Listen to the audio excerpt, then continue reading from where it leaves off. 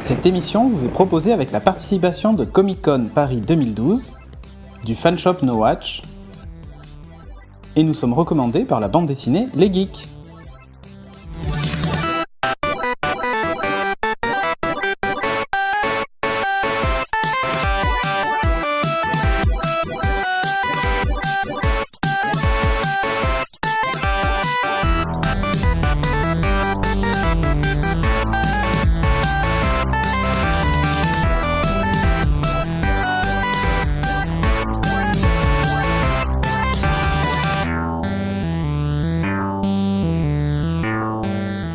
Bonjour et bienvenue dans ce podcast de Geeking. Cette semaine, on va vous parler de plein de choses comme d'habitude, des trucs vraiment sympas. On va tester un produit, on va parler évidemment de Diablo 3, puisque c'était la grosse sortie jeu vidéo de ces dernières semaines. Et donc, il a été testé dans tous les sens pendant plusieurs jours. Ça a été difficile d'ailleurs. Hein, quand les serveurs marchaient, oui. Bref, tout ça donc après les news, et en attendant donc, Magnéto.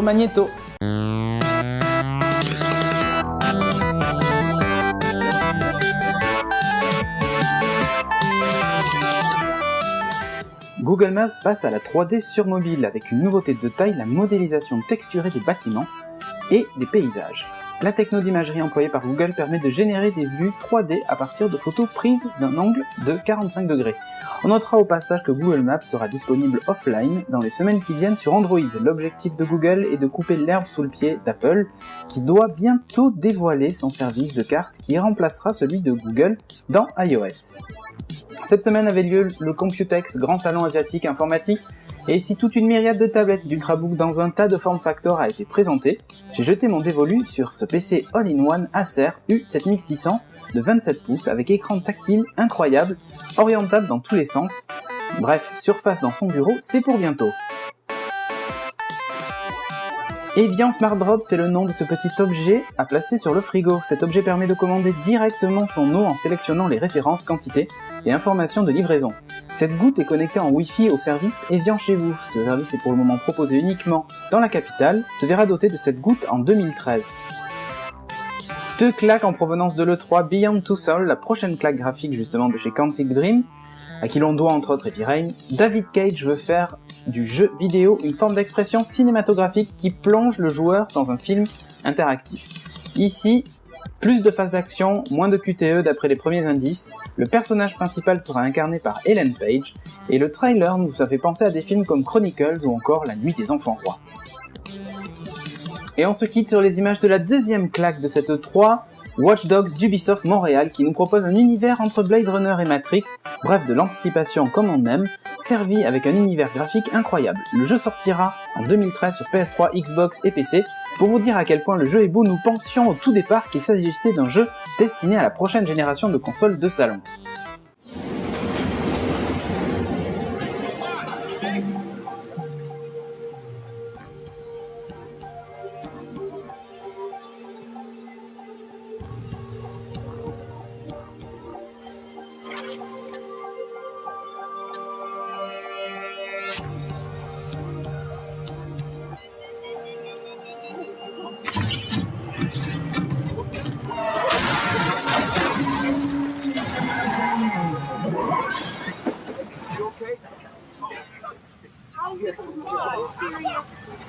Over here. Do it again? I did it again. You fear everything. How did I do that again? Because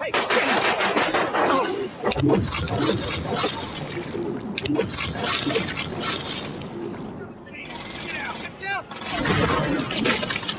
No. Oh, come on. Look at me. Answer me. Come on. No.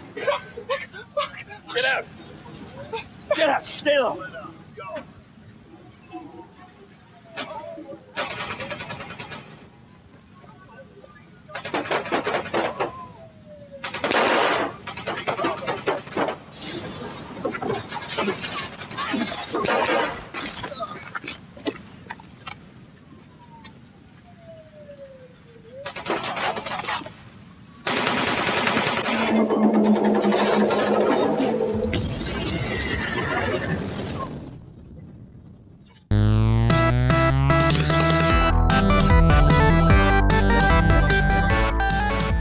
On va parler de jeux vidéo, mais c'est pas le seul d'ailleurs, parce que ce soir il y a 2 jeux vidéo.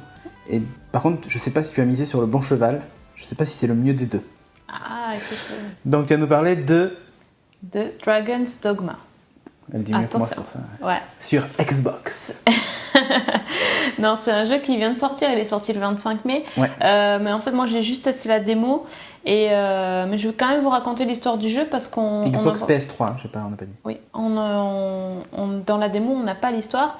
Mais comme vous voyez les images derrière, vaut mieux que je vous raconte. Donc vous êtes le héros et en fait vous faites.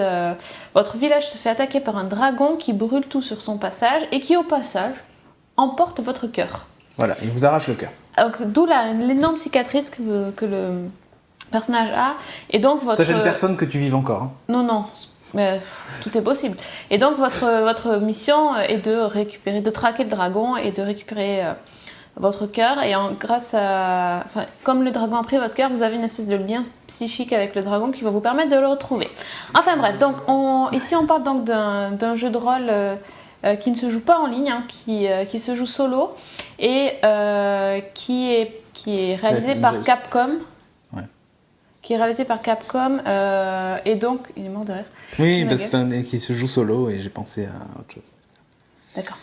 Han Solo, hein. Oui, mais tout à fait. Et je vais y arriver. Donc, quand vous commencez le jeu, vous avez le choix entre 3 classes, guerrier, mage ou archer. Et vous devez accomplir plein de quêtes. Et dans votre quête, vous allez avoir des aides qui ont des compagnons qui s'appellent ici des pions. Donc c'est un nom un peu bizarre pour ce jeu, mais ça s'appelle donc des pions. Voilà. Et vous avez un pion principal qui est le pion qui va vous aider tout au long de votre quête, qui va évoluer avec vous et que vous pouvez créer de toutes pièces. Et ensuite, vous avez des pions secondaires qui, eux, sont vraiment là pour vous aider ponctuellement, qui n'évoluent pas de niveau et donc que vous pouvez changer régulièrement tout au long du jeu. Tu les chopes en fait au fur et à mesure de l'histoire, quoi. Ouais, il y a des endroits stratégiques dans le jeu, en fait, il va falloir aller. Tu peux pas les invoquer n'importe quand non plus. D'accord.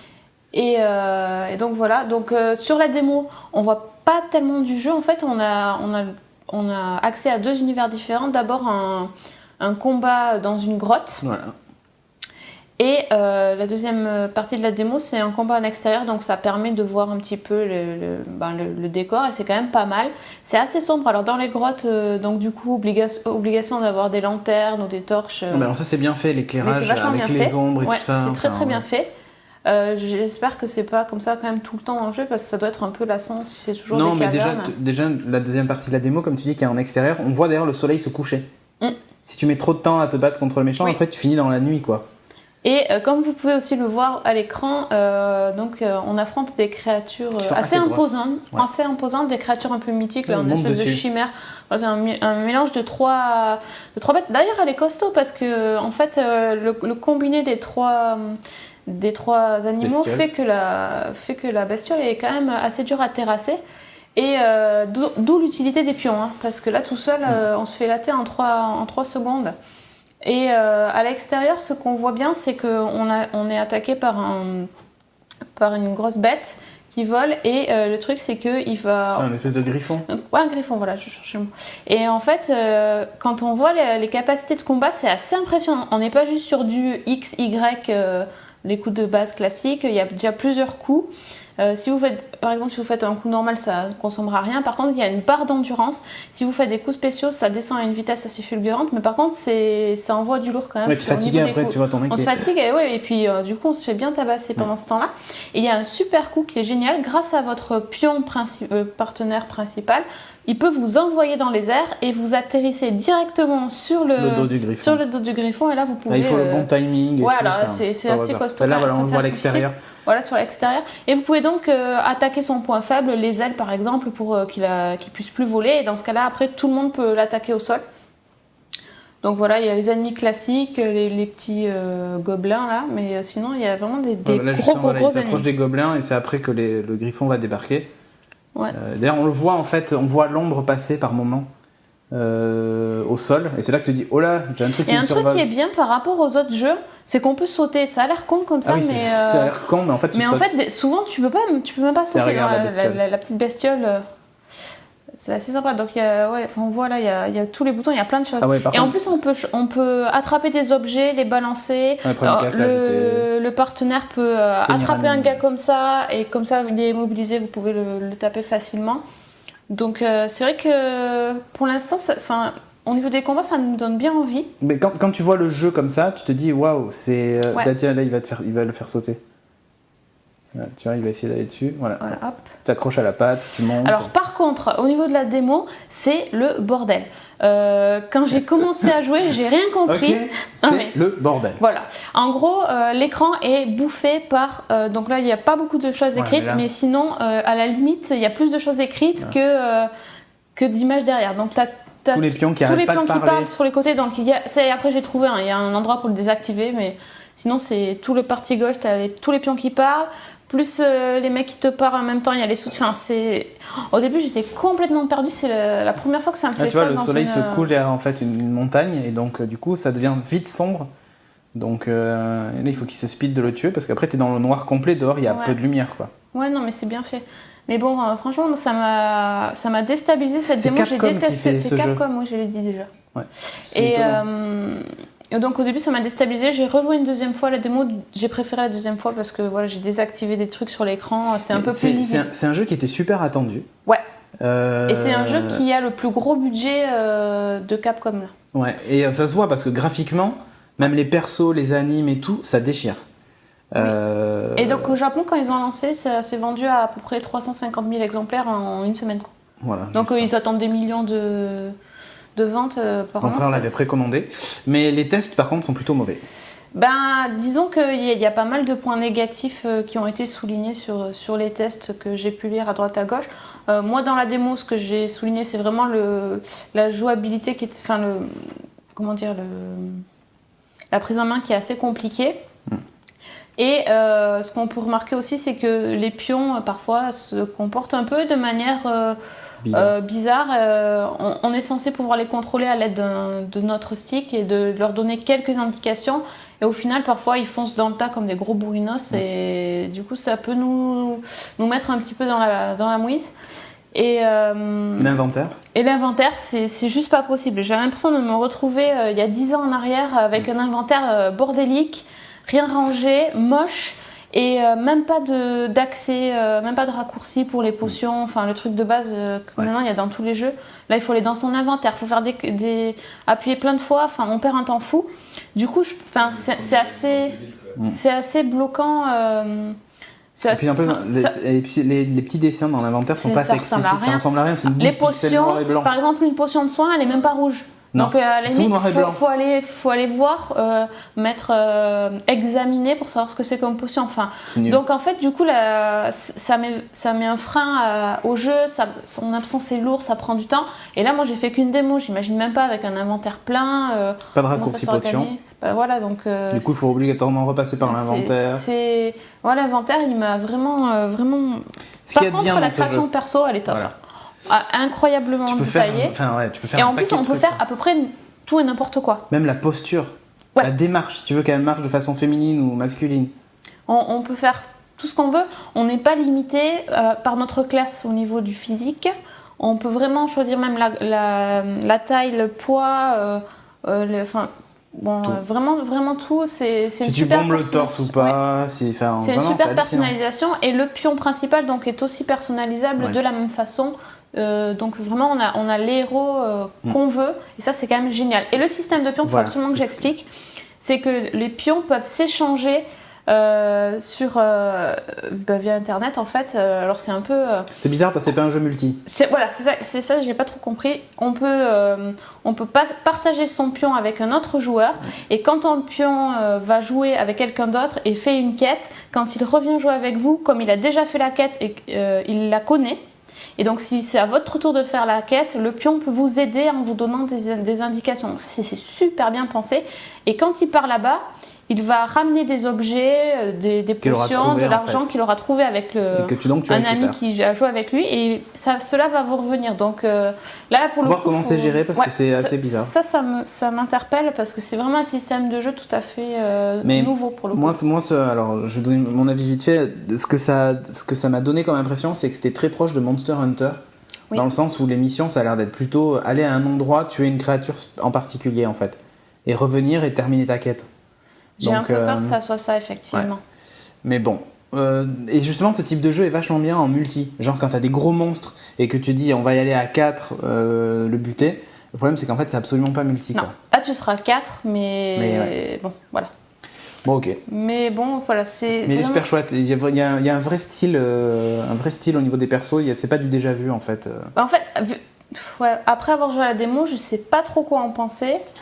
Et du coup, va peut-être falloir que je l'achète pour voir si. genre en loose day. Ouais, va peut-être falloir que je l'achète. Voir quand même. Non, mais ce système de pions là, il y a quelque chose à faire avec, je pense. Donc. Ok, donc on verra. Voilà, mais... bah oui, on vous tiendra au courant. Le système de régénération des magiciens est pas mal. Ouais, ils font un petit portail, un petit spot spécifique où on se tient et ça recharge. C'est pas mal fait. C'est pas mal fait. Voilà. Ok, donc faites-vous une idée sur la démo. En tout cas, vous savez ce que Sophie en pense.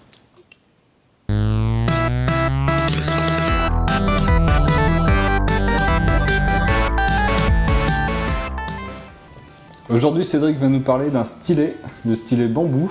C'est ça. Mais qu'est-ce donc ? Qu'est-ce donc un stylet bambou ?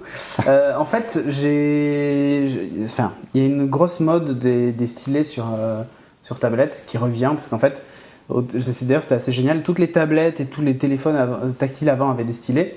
Le jour où l'iPhone est sorti et l'iPad est sorti, ils ont dit mais non, c'est fait pour être utilisé au doigt. Et puis donc il y a eu un retour quand même du stylet pour certaines applications spécifiques comme le dessin ou l'écriture. Et donc ils se sont mis toutes les marques quasiment sont mis à sortir des stylets. Donc j'ai regardé un petit peu ce qui se faisait et le mieux de tous, jusqu'à maintenant, parce que maintenant il y en a un nouveau qui est sorti, c'était le stylet bambou. De chez Wacom. Des très grands connaisseurs de stylets. Exactement, de tablettes graphiques et tout ça. Donc, un truc qui déjà est sympa avec ce stylet, c'est qu'en fait il existe en plein de couleurs. Donc vous pouvez assortir du coup à votre smart cover. Donc moi, comme il était orange, au début je me suis dit je trouverai jamais parce que les nouveaux smart covers il n'y a plus l'orange. Et en fait si, j'ai trouvé.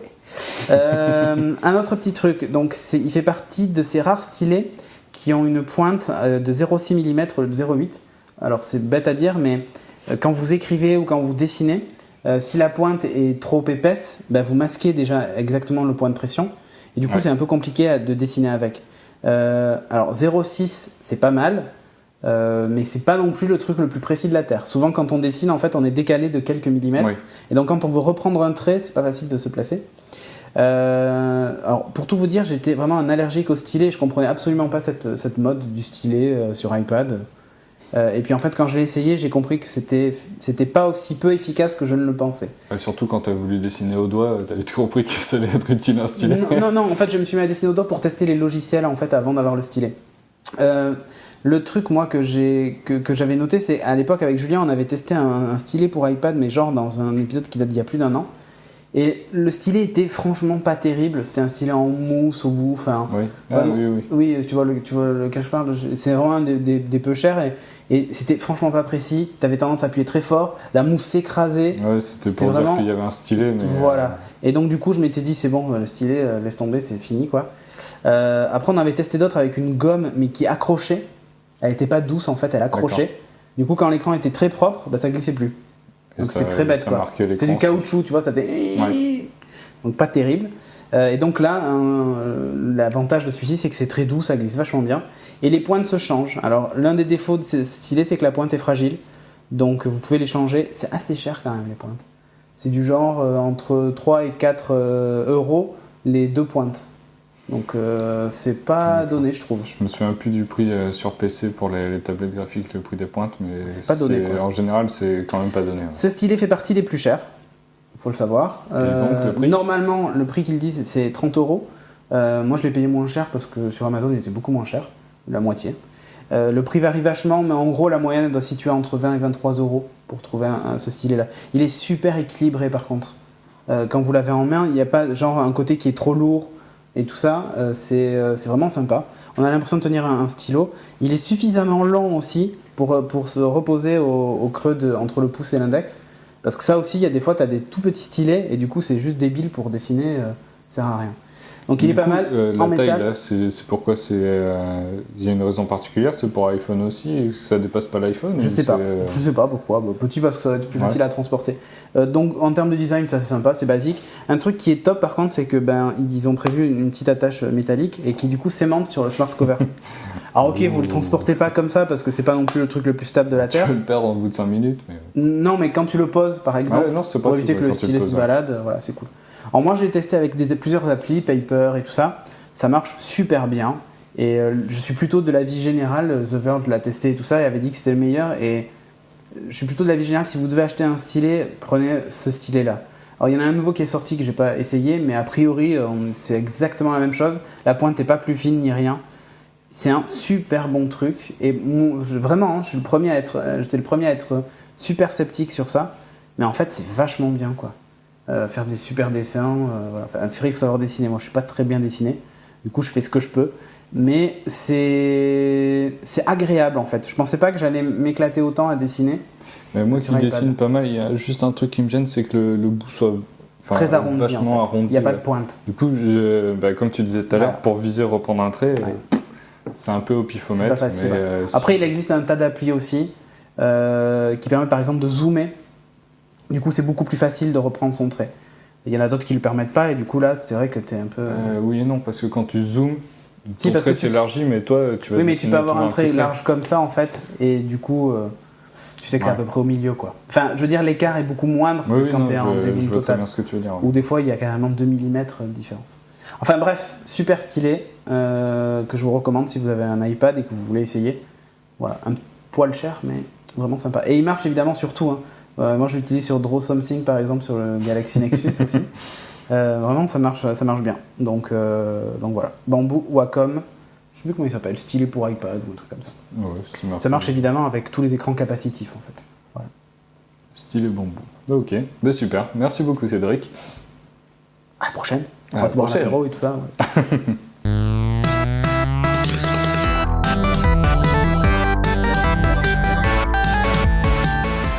On va parler séries, mais pas avec Sophie, parce qu'en fait, elle n'avait pas envie, je crois.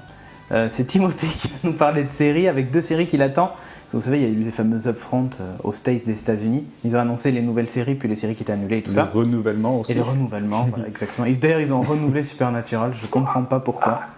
Mais bon, bref. Et donc, tu attends 2 séries en particulier. Ouais. Donc la première, c'est Révolution de J.J. Abrams. Yeah. Donc vu qu'il a bientôt fini Fringe, il lance cette nouvelle série. Autofilm.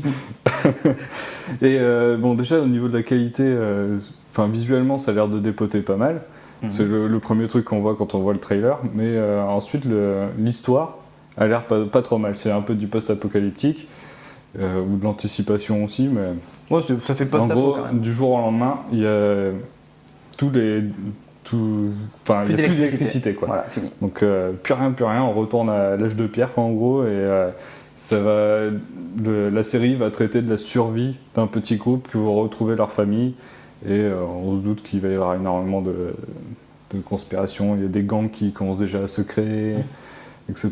Donc, il y a comment ça s'appelle il y a aussi un aspect, enfin on sait qu'il y a quelqu'un qui est au courant puisqu'on le voit dans le trailer, qui dit attention, tout va s'arrêter, machin et tout ça, donc on sent qu'il y a quelque chose qui est au-dessus d'eux.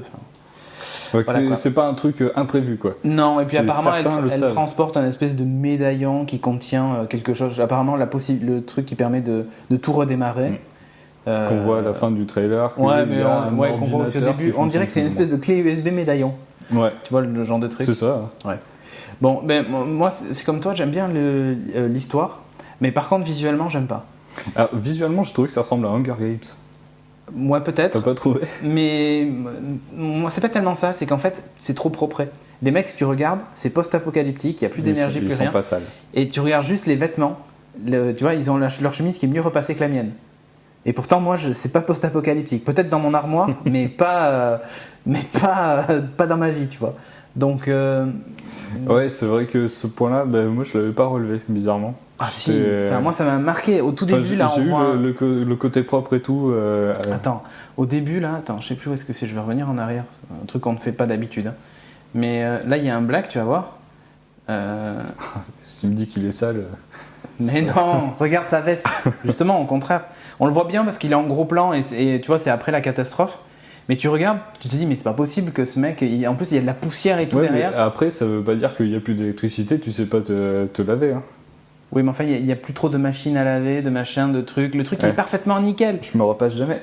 Non, mais regarde. Je suis parfait. Tu vas comprendre ce que je veux dire. Non, mais je vois très bien ce que tu veux dire. Et puis, t'as vu, la végétation, elle a poussé, mais genre direct, quoi. Donc, tu vas voir. Ça se passe quelques temps après. Regarde, là, ils sont à la ferme. Fantastique.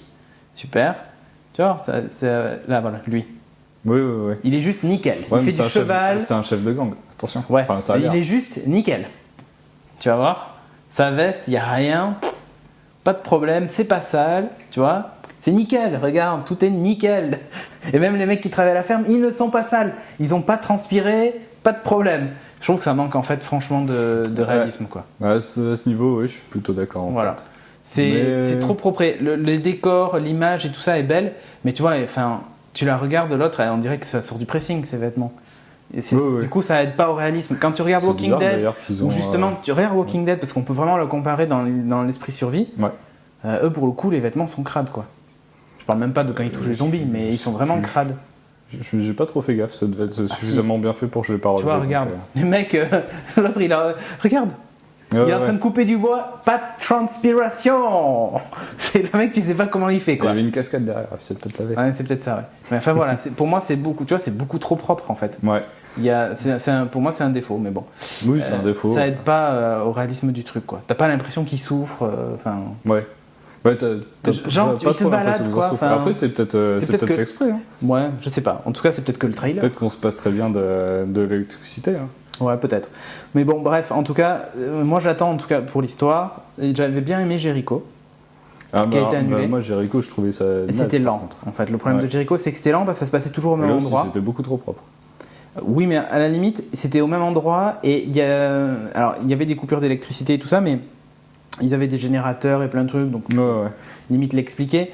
Mais effectivement, c'était propre, mais surtout c'était lent parce que ça se passait toujours au même endroit. Là, ils vont voyager, donc ils reprennent une partie de l'aspect Walking Dead où on reste pas sur place et on essaie de se déplacer. Bon, je sais pas. À surveiller, en tout cas, ouais, moi j'en attends pas mal. Il n'y a plus d'armes à feu, il n'y a plus rien, quoi. C'est hallucinant. Donc, ça, c'est le papa de Bella dans Twilight. Ouais, super. On est très contents. Donc voilà, donc toi t'attends cette série et tu attends une autre série. Alors c'est Arrow qui reprend le personnage de Green Arrow de chez DC Comics. La flèche. La flèche verte. Ouais, c'est même pas. Oui, mais. Le nom de la série, c'est La flèche. Et là, c'est plus en dehors de l'aspect visuel qui est. Bon, ça a l'air d'être une série assez. Il n'y a pas le trailer du tout. Si, ça arrive après. Mais tu t'en fiches, ça sera intégré par-dessus. Ouais. Donc. Ça a l'air d'être une série assez pour adultes quand même, c'est très sombre. Ça surfe un peu sur l'aspect. Ça reprend le personnage de Smallville en fait, qui est la popularité du personnage de Smallville. Quand il est arrivé dans Smallville, c'était limite le perso le plus charismatique de la série. Donc à mon avis, ils se sont dit, on va tester de faire une série sur Arrow, voir ce que ça donne. Et ils l'ont pas tourné en Dawson ridicule, mais en une série un peu pour adultes. Smallville, c'est pas très dark quand même. Bah oui, c'est pour ça. Ils l'ont pas tourné en Dawson, mais là ils ont fait en truc un peu plus. Je connais moi, pas. Franchement, quand j'ai vu le trailer la première fois, je me suis dit, oh The Cape, tu vois ce plan là, on le voit. T'as pas connu cette série The Cape? Pas du tout. Tu la regarderas juste pour te faire une idée. Mais bon, là c'est revenu sur le temps. Mais oui, parce qu'il est très court. Bon, toi t'attends donc Arrow parce que t'étais fan de Smallville.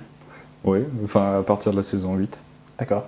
Il a commencé à la fin en fait, Timo. Quand il est arrivé à Metropolis, avant je voulais pas du tout savoir ce qui se passait. Ça m'intéressait pas. Ça t'intéressait pas? Non. Bon, ben voilà, donc Arrow, Révolution. Moi je mise plus quand même sur Révolution que Arrow. Hein. Oui, je pense que Arrow ce sera plus un petit côté détente. On va voir comment ils vont réussir à l'adapter, quoi. Ce sera pas une série forcément ultra prenante. À la limite, on n'en sait rien, mais ça dépend. Moi, j'ai un doute. Moi, je pense qu'elle va faire peut-être une saison et qu'elle sera annulée.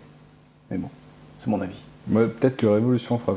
Je pense que Révolution a de fortes chances pour même pas faire une saison, en fait. Mais après, ça me dérange pas, moi. Si ça s'arrête au bout d'une saison, mais qu'il y a une conclusion normale. Ça passe sur quelle série, Sophie, sur quelle chaîne Révolution? Tu sais plus? Tu sais plus, ok, pas grave. Mais je crois qu'en fait, cette chaîne-là tient son Terra Nova, en fait. Tu vois, mon avis. Terra Nova, ça faisait trop propre aussi. Voilà, je pense qu'ils tiennent leur Terra Nova, là. Mais c'est dommage parce que l'histoire me plaît bien. Ouais, si l'histoire te plaît bien, il y a un bouquin de Barjavel qui s'appelle Ravage, qui reprend à peu près ça et qui était déjà vraiment pas mal. En 3e, d'ailleurs, je me rappelle bien. Moi aussi. Bah oui, parce qu'il était au programme. Donc, moi, voilà. C'était les Libertins. Donc bref, sur ce, on se retrouve tout à l'heure pour Diablo.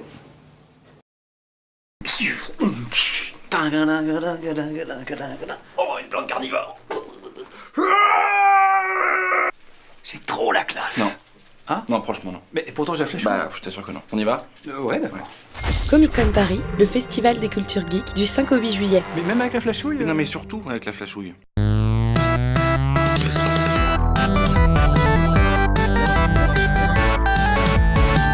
Timothée et Audrey ont testé donc Diablo 3, en long, en large et en travers, si on peut dire. Quand on a pu. Quand on vous a laissé, en fait. Donc, Diablo 3, est-ce que c'est le jeu de l'année ou pas? Ça, c'est une question qu'on peut se poser. Oula, direct, d'entrée. Bam!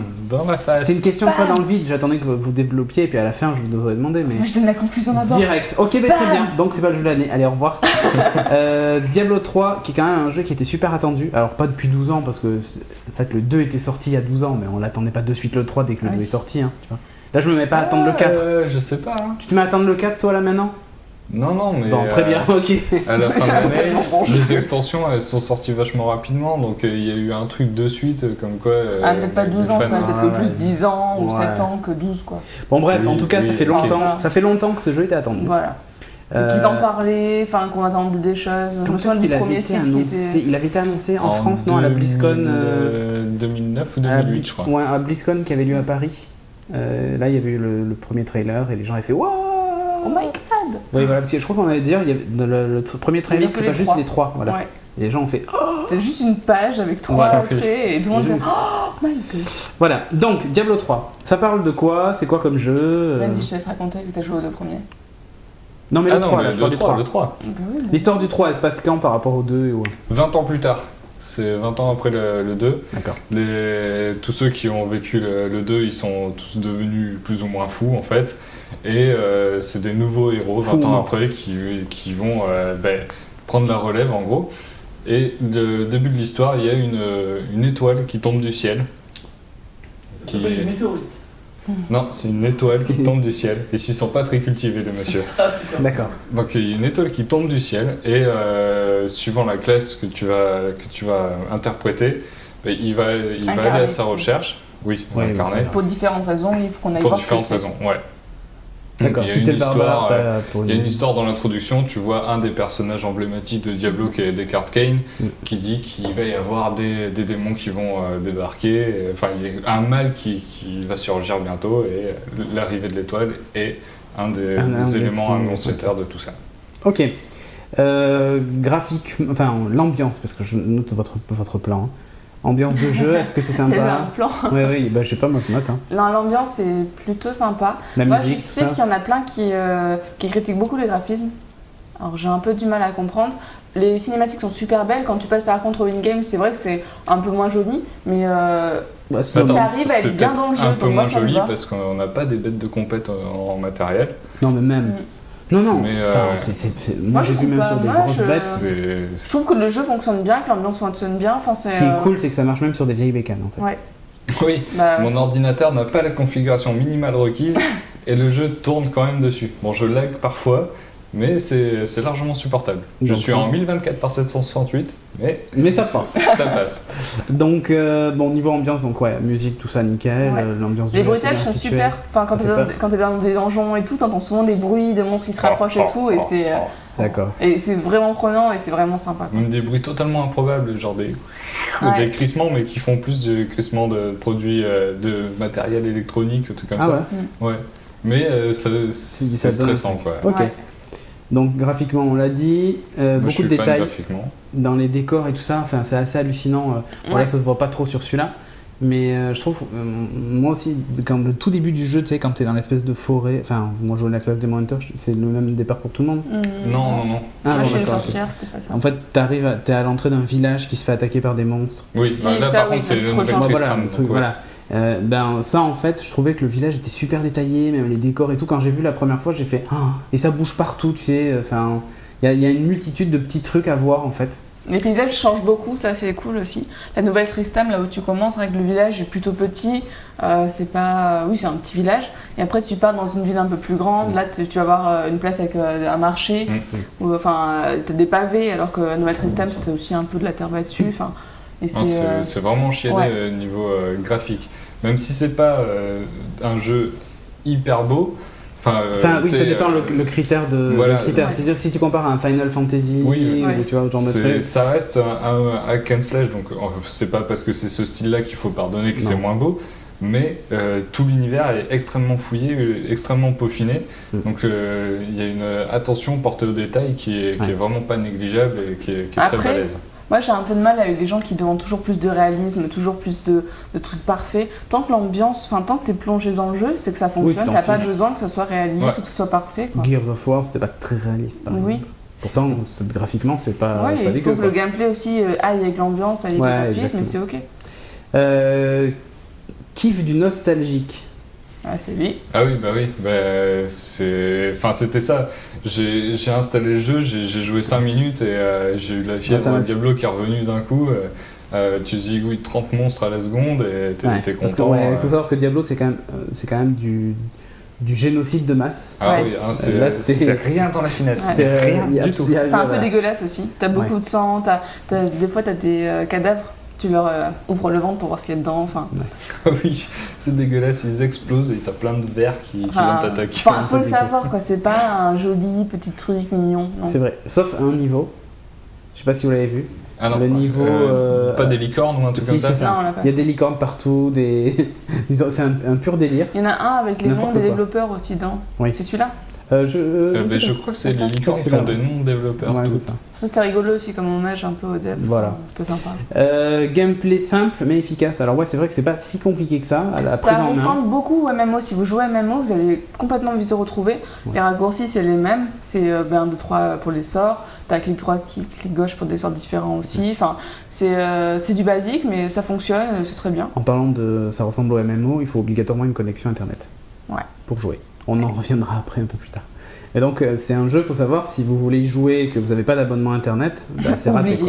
Oubliez en fait. Tu es à la campagne avec un petit modem, oublie. Ouais, c'est ça, ou je pense même à des ados qui n'ont pas forcément le droit d'utiliser internet tout le temps, mais qui ont le droit de jouer aux jeux vidéo, là ils peuvent pas quoi. Il faut obligatoirement les deux. Clin d'œil au perso qu'on retrouve dans la saga, donc on en a parlé tout à l'heure, on croise assez souvent des voilà, exactement, tu retrouves le boucher, voilà. le roi Léoric, enfin le roi squelette. C'est plein de petits clins d'œil pour les vieux geeks.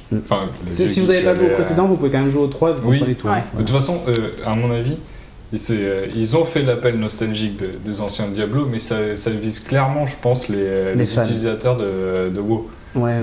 Toute la masse de fans, la communauté qu'ils ont, pour les transférer sur une autre licence. Et je pense que c'est pour ça qu'ils ont simplifié, qu'ils ont adapté le gameplay aujourd'hui. C'est vrai que c'est pas bête comme analyse, surtout qu'en plus, il va bientôt y avoir l'hôtel des instances et tout ça là, enfin pas des instances, c'est l'hôtel des, je sais plus quoi, comment ça s'appelle. L'hôtel des ventes. Des instances. L'hôtel des ventes, effectivement, où donc tu peux vendre du matériel, en plus contre du vrai argent aussi, enfin il y a tout un tas de trucs qui se mettent en place. Ça arrive mi-juin, ça arrive mi-juin. Donc bon. Animation monstrueuse, donc on l'a dit graphiquement, mais c'est vrai, c'est juste hallucinant. Quand tu montes de niveau, t'as aussi toute la lumière qui vient sur toi, enfin c'est super beau. Plein de particules. C'est des cinématiques, elles sont hallucinantes. C'est du crayonné, ça part en crayonné d'un petit corbeau. Et d'un coup, ça se transforme. Ça se transforme et tout. C'est super beau. Moi Blizzard, qui rêve de dessiner comme ça. Blizzard, ça a toujours été des animes de malades. Peu importe les jeux, même tu vois, StarCraft, même les premiers StarCraft ou Warcraft, à chaque fois, tu t'attendais l'anime de Blizzard, quoi. C'était vraiment le truc qui allait défoncer. Je me rappelle Warcraft 2, où t'avais un champ de bataille vide et tout ça. Enfin, c'était super bien fait, on attendait toujours ces cinématiques de malade. Donc c'est pas À cette étonnant. époque-là, c'était Blizzard et Square. Et Square, ouais. Enfin, Square Enix. Mais maintenant, Blizzard, les cinématiques, il n'y avait rien de mieux, je m'en rappelle, c'était vraiment une référence. Parlons du online. Non, pas fini. Tu parles de simplification, l'arbre des compétences, du coup, qui alors là, c'est élagage. C'est plus un arbre, c'est un tronc presque. Ouais, en fait, c'est des. Enfin, vas-y, mais c'est des capacités prédéfinies. Ouais. Tu as des capacités, tu peux augmenter tes capacités avec des runes. Donc tu peux choisir une rune par capacité. Après, c'est simplifié. Tu joues facilement, mais c'est vrai que quand tu joues par exemple en coop ou quand tu vas jouer en solo, tu vas pas mettre les mêmes runes au même endroit. D'accord. Donc ça te permet de faire des parties solo. C'est simplifié mais pas après. simpliste. Ouais, mais ça permet surtout de pas te couper des chemins. Parce que quand tu dépenses des points de compétence, tu peux pas revenir en arrière. Ouais. Là, t'as pas ce problème-là, c'est tout avec des runes ou avec ton équipement. Donc, Du coup, ça passe. Ouais. Par contre, en parlant de l'arbre de compétences et des trucs comme ça, en parlant de l'équipement aussi, c'est super mal géré. Tu comprends pas forcément ce que toi tu dois avoir comme équipement pour faire plus de dégâts ou trucs comme ça. Par exemple, quand tu es un sorcier comme moi, et que tu as l'habitude de tout jouer sur l'intelligence ou des trucs comme ça, sache... Si tu es comme moi et que tu as l'habitude de jouer tout sur l'intelligence... Non, mais dans les persos, c'est un moment, il faut qu'ils aient plein d'intelligence pour augmenter le mana et trucs comme ça. Simon, il mise tout sur le physique, lui. Oui, c'est un barbare. Non, je suis un chasseur de démons qui s'appelle Winchester. Non, mais je parlais dans la vraie vie. Bref, sachez que les sorciers, eh bien, il faut avoir beaucoup de DPS, donc il faut avoir des armes qui font des forts DPS. Donc moi j'ai une hache, tu vois, ce qui est super logique pour un sorcier. Enfin voilà, je trouve ça un peu débile. Après, et peut-être tu qu'ils comprends. ont voulu sortir des clichés du sorcier qui sait pas poutrer, quoi. Mais il sait poutrer normalement le sorcier, mais pas forcément avec des grosses armes. Les grosses armes, enfin tu vois, c'est. Oui, ça surprend. Disons que ça sort un peu de l'ordinaire. Ça sort complètement de l'ordinaire et la compréhension de ce qui va influencer tout, je la trouve pas parfaite. Elle a une fiche de personnage bien détaillée, mais alors super longue et enfin je pense vraiment que personne ne va la voir quoi. Ouais non, tu regardes une fois, tu fais ah ouais bon bah tant pis. C'est des stats les unes sous les autres, mais c'est une liste de stats. C'est pas ce que ça t'apporte quoi. Ok, très bien. Voilà. Mode offline, online en fait du coup. Donc on peut jouer en réseau, ensemble. Ouais. Seulement ça passe pas par le LAN, ça passe donc forcément par internet. Là on est vraiment dans le mode MMO à mort. Ce qui est dommage. Alors ce qui est dommage, oui non, c'est-à-dire que de base, tu sais que tu peux jouer avec tes potes à l'autre bout du monde. Ouais. Par contre vous y jouez ensemble dans la même pièce. C'est un peu couillon quoi. Et vous passez par internet et du coup vous laguez. Du coup on live, ouais. Alors que vous pourriez avoir... Quand on se connecte, on live. Ouais. Puis quand on arrive à jouer. Parce que rappelons-le, toutes les erreurs 37, 213, 3003 et j'en passe. Ouais. Disons que ça a un peu entaché la sortie du jeu. Ça n'empêche pas que c'est un très bon jeu. C'est un très bon jeu, mais... Alors, la sortie, elle a été entachée, mais encore maintenant. Et ça, c'est pas normal, je suis désolée. Ça fait 2 semaines. Il y en a plein qui disent non, mais attendez, il y a plein de connexions et tout. Oui, mais c'est Blizzard, c'est pas un petit éditeur, c'est Blizzard, il y a WoW derrière, il y a plein de serveurs, et ils savent les gérer. Quand tu payes un jeu 60 €, la moindre des choses, c'est quand tu rentres debout, tu puisses y jouer. Enfin, quand tu peux pas, nous ça fait plusieurs jours on n'arrive pas à y jouer, et chez eux c'est pas normal. Les vous n'avez pas payé 60 €. Hein. Non, mais justement quand bloqué. tu penses aux gens qui le payent, enfin moi j'aurais encore plus râlé que ça quoi. Enfin voilà. Oui, je râle beaucoup. Mais ça t'empêche pas d'y jouer. Non, mais bon, il faut que tu y joues enfin c'est. Ça réduit quand même vachement parce que déjà t'es énervé. Moi j'ai envie de balancer mon ordi par la fenêtre à chaque fois qu'il m'affiche cette putain d'erreur 37. Alors, Puis à chaque fois en fait il faut que tu bourrines et des fois t'arrives à y passer donc du coup des fois t'es pendant un quart d'heure en train de retaper dans le mode cas. Ça sent la saturation serveur. Ah ouais non mais c'est vraiment. C'est un peu comme pour télécharger un épisode de Geeking finalement. Exactement. Erreur 37. On ressent la frustration du coup.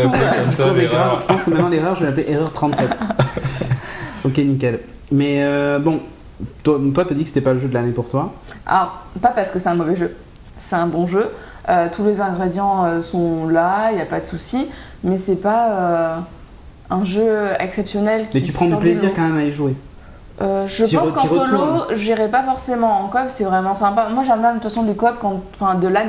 Oui. Je trouve ça toujours plus sympa que des coops au bout du monde.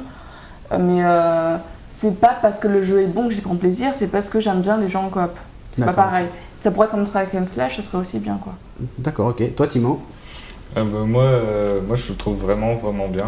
Toi pour toi c'est un... Ouais bon après t'as joué au 2, tout ça. Oui, enfin j'ai plus joué au 1 en fait que ah d'accord, ok. Mais le 2, mes parents voulaient pas me l'acheter. Étonnant parce qu'il a peut-être passé trop de temps sur le 1. Ah oui. Je l'ai téléchargé. Ok. Mais donc il a vraiment rien de révolutionnaire, enfin au niveau du gameplay et tout. Mais c'est un bon Diablo. Ils maîtrisent énormément leur ambiance, quoi. Du coup, tu reprends ce plaisir malgré les simplifications. Diablo, de toute façon, ça a toujours été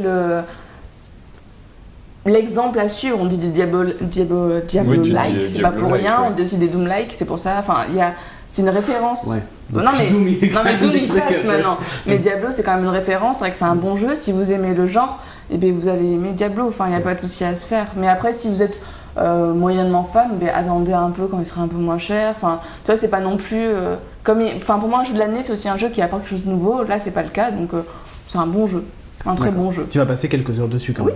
Moi, j'ai déjà passé quelques heures dessus. Ah, c'est pas fini. Je me souviens de gens qui, lorsqu'ils l'ont installé, ont joué 4 heures d'affilée.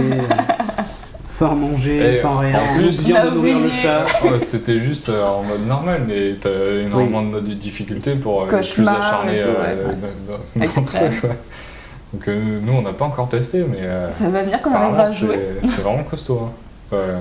Quand tu meurs, c'est en mode cauchemar, je crois, que quand tu meurs, ton perso ne ressuscite pas et son équipement est mort de suite, quoi. C'est bien. Donc là, et vous êtes niveau combien, là, actuellement ? Moi, 23, avec un chasseur de démons.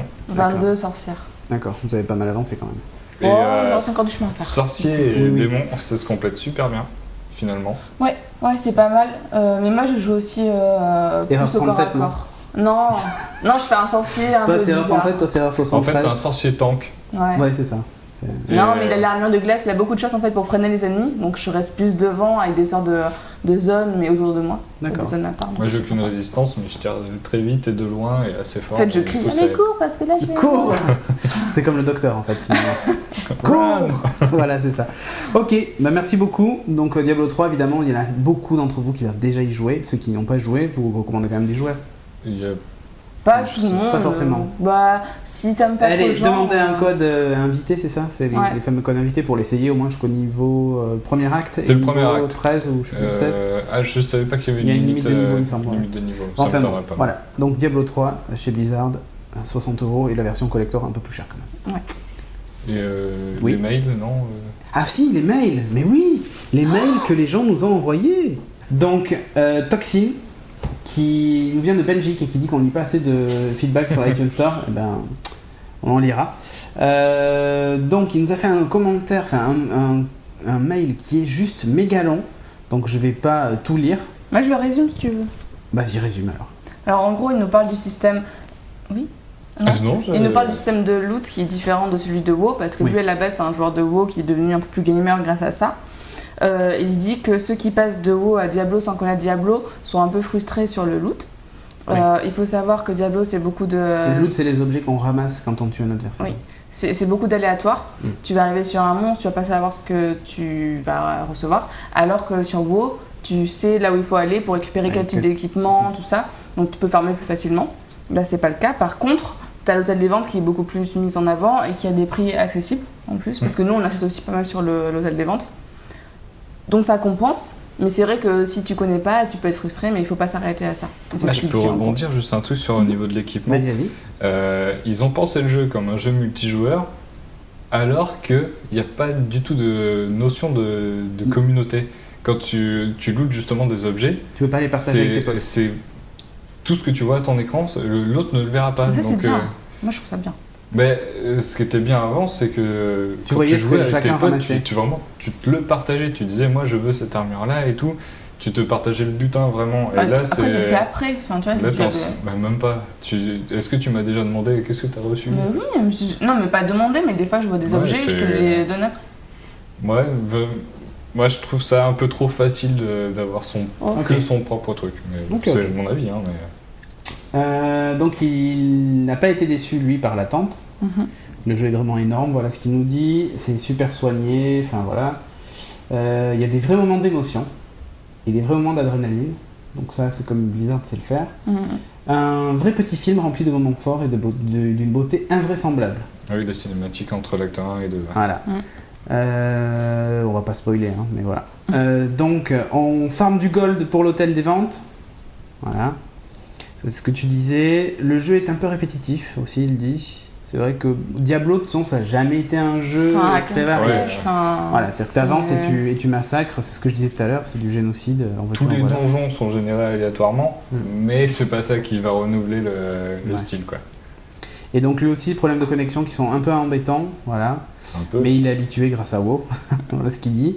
Le coop est très bien fait et très facile, on rejoint un ami, voilà, et hop, le niveau s'adapte automatiquement. Vraiment très simple, et du coup c'est un bonheur de jouer à 4, donc ça c'est cool. Et voilà, Toxin, donc il nous dit continue comme ça, c'est du bonheur. Un deuxième donc de Franck. Pas dire son nom. 23. Ok.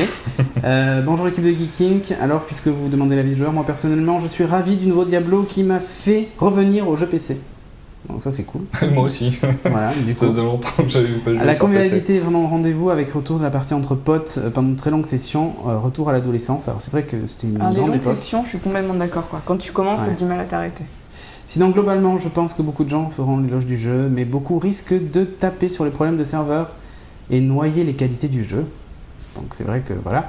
J'aimerais bien que du coup, contrairement à moult émissions qui bâchent Diablo pour ses soucis serveurs, pour une fois on relativise en regardant les chiffres hors normes qui expliquent le plantage. C'est vrai qu'il y a un nombre de ventes hallucinant, donc 8 millions de joueurs la première semaine. Puis les comptes invités à gogo, donc c'est clair, ça commence à faire beaucoup. Dans les 10 millions de connexions à gérer en une semaine, c'est énorme. J'ai pas souvenir qu'un seul service au monde ait eu à gérer ce nombre de connexions en termes d'infrastructure. Et même Blizzard, avec toute l'expérience, ne pouvait logiquement pas faire passer le truc sans couac. Alors après, ce que toi tu nuances en disant en gros, maintenant ça fait quand même 2 semaines, tu te dimensionnes, quoi. Là, ça fait presque 3 jours qu'on n'arrive pas à y jouer, quoi. Comment je dis, enfin, tu vois, quand ça s'enchaîne sur plusieurs jours, des erreurs différentes. En fait, c'est démotivant. Au bout d'un moment, tu vas lâcher l'affaire, quoi. Ça va te gonfler et tu vas passer à autre chose. J'espère que je vais pas en arriver là, j'ai pas envie d'en arriver. Donc Franck, hein, on bâche pas que sur les problèmes de connexion, mais il y a eu des problèmes de connexion, donc ça on peut pas passer outre quand même, quoi. Il faut le signaler. Ok, ben merci beaucoup, et donc on enchaîne avec la suite. Ouais, bah nous on y retourne.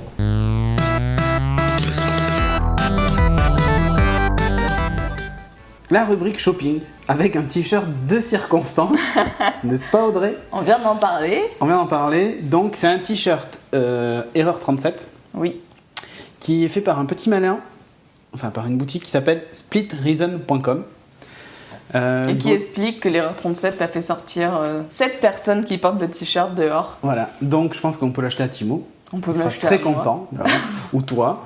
Donc il est à 19,95€. Si vous êtes fan de Diablo et que vous avez envie de prendre ça un peu sur le ton de l'humour et de la rigolade, c'est un t-shirt fait pour vous, quoi.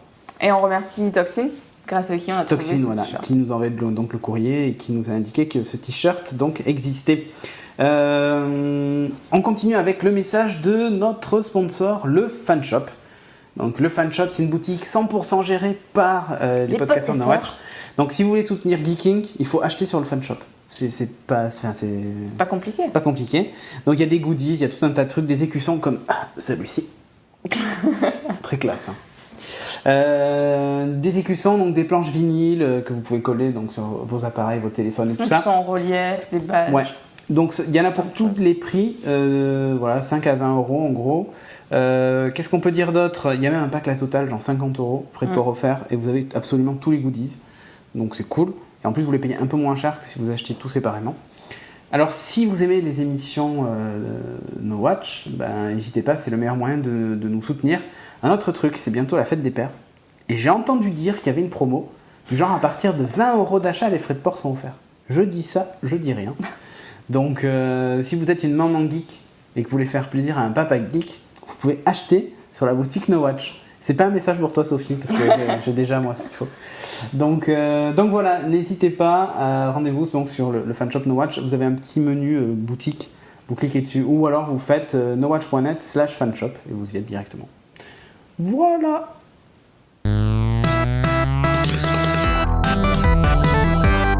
Le LOL de la semaine, Timo, c'est un truc très drôle. Franchement, j'étais mort de rire.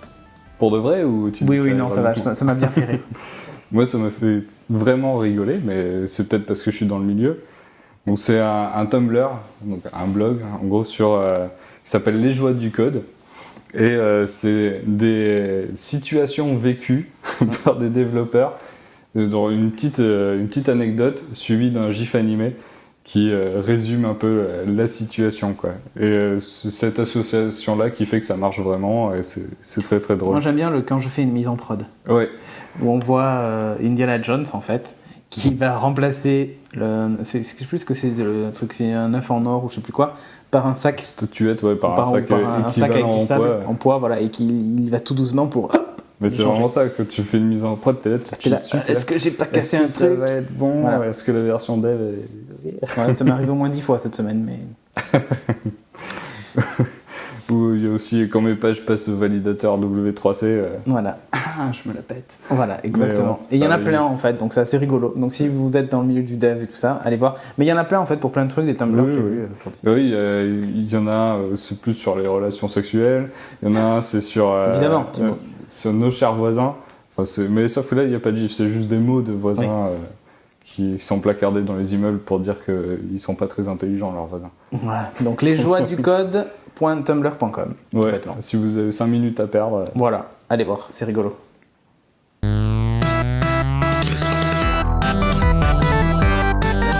Et on termine cette émission avec votre courrier. Alors il y a déjà eu du courrier pour Diablo, mais on a sélectionné en fait 2 commentaires iTunes.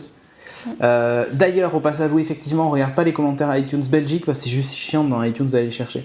Mais la prochaine fois, je vous promets, on prendra des Belges et peut-être même des Suisses si jamais on en trouve.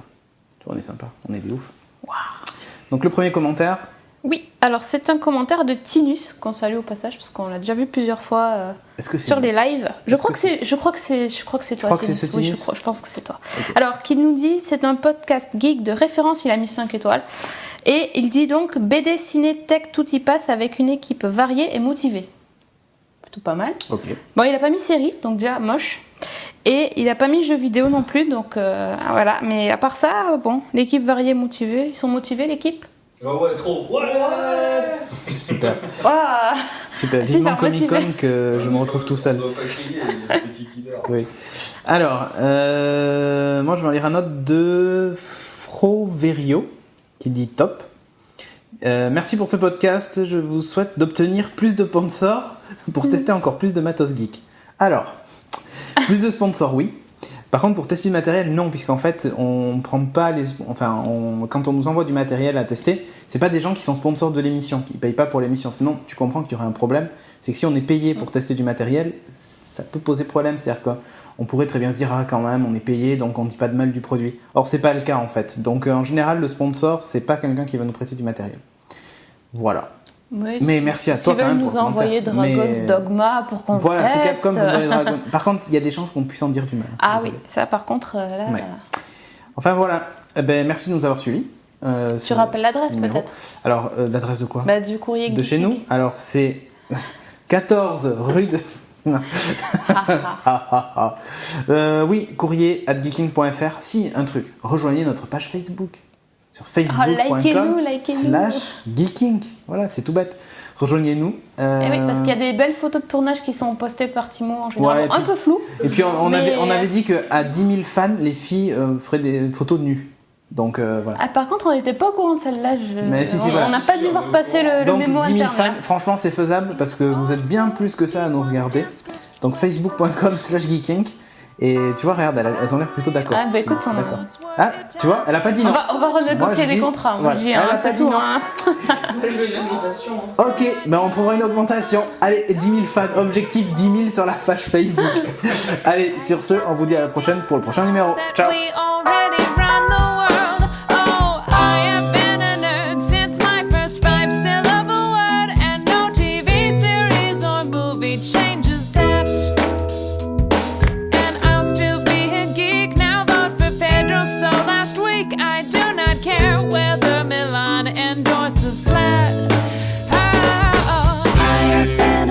Since long before anyone heard that Bell and Scrawny was the latest fashion trend. And I'll still be a geek after nobody thinks it's chic, because I don't require approval in the end. Cédric Bonnet. Cédric Bonnet. Allez, Cédric Bonnet. je te dirai après, bordel, allez, on y va. 1, 2. Banzai. Banzai. Je vais te foirer son sujet. Monsieur Bonnet. Là, je vais faire jouer des personnages comme ça. Timothée et Audrey vont tester. Une baffe. Ils vont prendre une baffe dans leur gueule, mais grave. Non, allez, 1, 2, 3. En plus, je suis du cul Si. aujourd'hui. donc c'est pas- Donc, du coup, ça. On n'a pas besoin des détails, c'est bon. Tu veux dire que tu joues avec des cases à cocher, c'est ça? Ouais. Quand je regarde au nord, j'ai le sud au cul. Ok. Ouais. Là, tu mériterais. Maquilleuse, enlevez-moi la sueur. Tu veux un peu de LOL de Audrey pour faire des blagues drôles? Aujourd'hui, ce sera Diablo le LOL. Le Diablo LOL. Le Diablo LOL. C'est Diabolo fraise. Pourquoi tu clapes? C'est te dire qu'il faut y aller. Oui, oui. Allez. Quoi? Ah, on fait le sponsor aussi. Oui, oui, c'est pour ça. C'était quoi ce voilà pourri? Voilà.